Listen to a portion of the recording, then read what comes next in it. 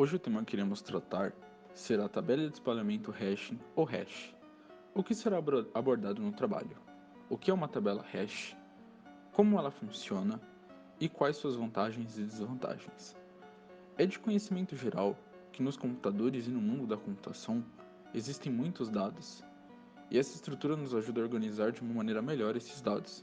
Com este trabalho de estrutura de dados 2, nosso grupo visa mostrar como essa estrutura funciona e como ela pode ser adequada. O que é uma tabela hash?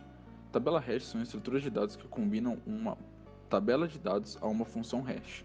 Sua função é dividir um conjunto de dados para que dessa forma a busca por esses dados seja mais rápida, mais eficiente e eficaz. Neste exemplo, temos um array e este array está diretamente ligado à função hash. A função hash faz basicamente a organização geral da tabela. A organização da tabela é efetuada pela função da seguinte forma: a função visa associar uma chave a um índice na tabela, ou array. Essa estrutura também é utilizada na implementação de bancos de dados, sistemas de senhas, entre outros. Cada registro na tabela tem um campo chamado chave, que é utilizado para identificar este registro na tabela. Essa chave não necessariamente precisa ser um número. Para cada nova inserção de registro na tabela hash, o valor da chave deve ser convertido em um índice para o array, por exemplo. Para que o registro seja inserido, existem mais de uma maneira de se fazer essa conversão, e isso depende da implementação. Porém, a mais comum é o valor do hash é igual a chave módulo do tamanho mais 1. O valor hash nada mais nada menos é o índice em que aquele registro está localizado na tabela. Desta forma, é mais fácil de se encontrar o registro na tabela através do seu valor de hash. Por meio do cálculo acima, é possível saber a posição exata do registro no array. Para obtermos uma boa performance em tabelas de espelhamento, temos que ter essencialmente uma boa função de espelhamento. Uma função não adequada tende a diminuir o desempenho da tabela. Para garantir um bom desempenho da função de espelhamento, ela deve prover uma distribuição uniforme dos valores. Caso contrário, as chances de colisões tendem a aumentar e os custos de resolvê-las também.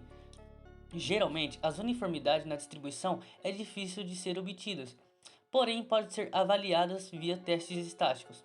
Um grande detalhe é que a distribuição precisa ser uniforme em tabelas com tamanho definido.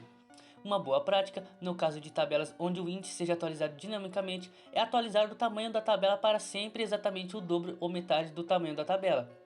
Assim, é mais fácil garantir a uniformidade da função de mapeamento, bastando que ela seja atualizada em potência de 2. Definimos uma colisão sendo o cálculo do mesmo índice para duas chaves distintas, ou seja, o mesmo valor para chaves diferentes. A única forma de evitar as colisões no momento em que a função calcula o endereço é sabendo todas as chaves possíveis, o que nos leva à criação de uma função de espelhamento perfeita. Porém, para a grande maioria das aplicações práticas, trabalha-se com funções de espelhamento que provocam eventualmente que as colisões ocorram. Existem várias maneiras e formas de se lidar com colisões. Porém, as duas maneiras mais usadas são endereçamento aberto e encadeamento separado. No endereçamento aberto, os elementos são inseridos nas posições já previamente calculadas pela função de espelhamento, e caso ocorra uma colisão, o valor indexado será inserido em uma posição livre na tabela. No encadeamento separado, em vez de indexar um valor diretamente ao índice calculado pela função de espelhamento, o registro é indexado em uma estrutura de dados suplementar, tal como uma simples lista encadeada, e em caso de uma colisão, o valor qual foi colidido é inserido na lista encadeada. A seguir, veremos alguns exemplos para uma tabela hashing em uma situação do cotidiano. Temos como exemplo as aulas de reforço.